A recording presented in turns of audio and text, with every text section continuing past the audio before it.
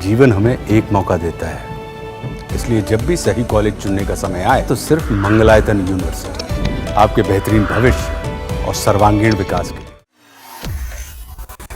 ये एक नहीं होने वाला काम है।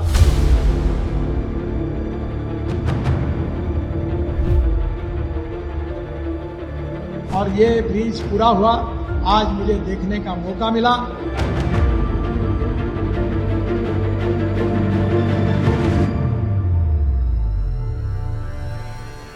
मोदी सरकार ने रांची में हुए एक कार्यक्रम में एक बड़ा ऐलान किया है, जो झारखंड के लोगों के लिए किसी बड़े तोहफे से कम नहीं। सड़कों का जाल बिछाने को लेकर केंद्रीय सड़क परिवहन और राजमार्ग मंत्री नितिन गडकरी ने घोषणा की है, जिससे न सिर्फ रांची बल्कि पूरे राज्य में विकास की नई लहर दौड़ेगी। तो चलिए डिटेल में जानते हैं कि नितिन गडकरी ने किन किन चीजों के बारे में घोषणा की और ये सड़कें, पुल कहां से कहां तक सफर तय करेंगे।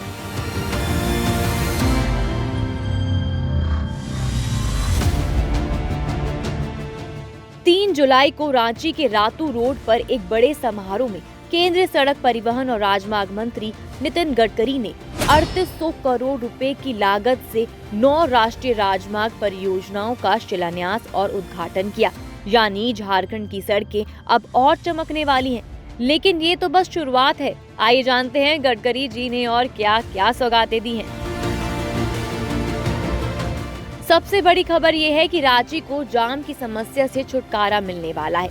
नितिन गडकरी ने 6000 करोड़ रुपए की लागत से रांची में आउटर रिंग रोड बनाने का ऐलान किया है।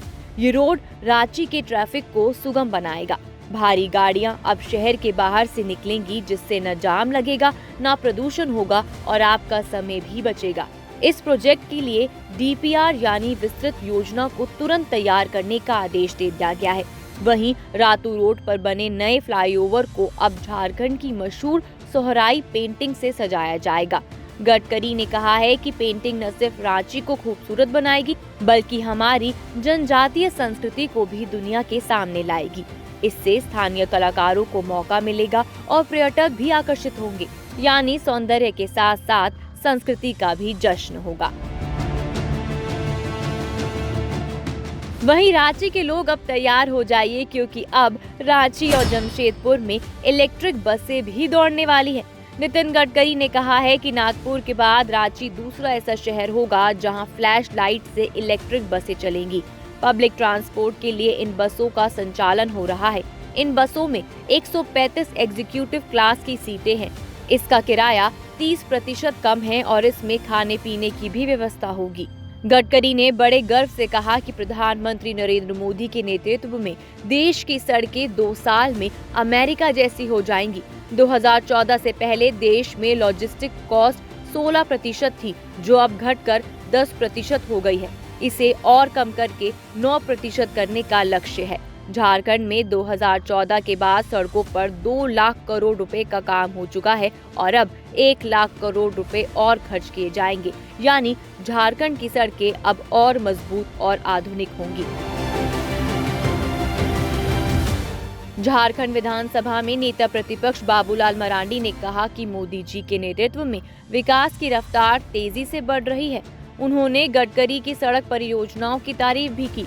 वहीं पूर्व मुख्यमंत्री रघुवर दास ने इसे सौगात की बारिश बताया और कहा कि पिछले 11 साल में गांव से शहर तक सड़कों का जाल बिछ गया है। आइए अब नजर 5500 करोड़ रुपए के फंड और अन्य परियोजनाओं पर भी डाल लेते हैं। झारखंड की सड़कों को और मजबूत करने के लिए 5500 करोड़ रुपए का फंड मंजूर किया गया है। इसके अलावा कई और प्रोजेक्ट्स को हरी झंडी मिली है, जैसे कि एकचारी से महगामा 1300 करोड़ की लागत से 4 लेन सड़क बनेगी।